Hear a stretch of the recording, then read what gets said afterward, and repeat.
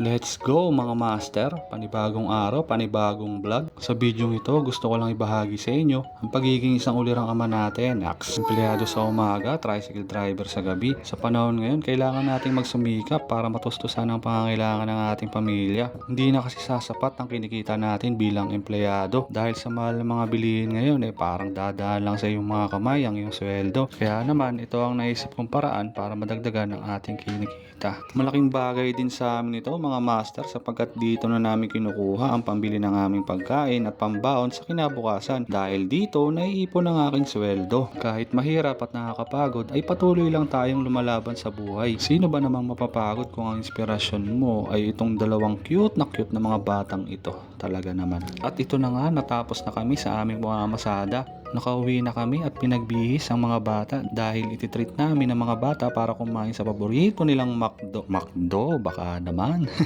Ayun, at tuwang-tuwa ang mga bata. Talaga namang napakasarap sa pakiramdam na naibibigay mo sa mga bata ang gusto nila at nakikita mo na masaya sila. Grabe, busog na busog ang mga chikiting dyan. Tignan nyo naman ang aking panganay, simot na simot, pati buto ng manok, ubos na ubos. Paminsan-minsan ay kumain din kayo sa labas. Magandang banding ito sa inyong pamilya at naniniwala ako natatatak ito sa kanilang isipan. Dala-dala nila ito hanggang sa kanilang pagtanda. Hanggang dito na lang mga master. Salamat sa panonood.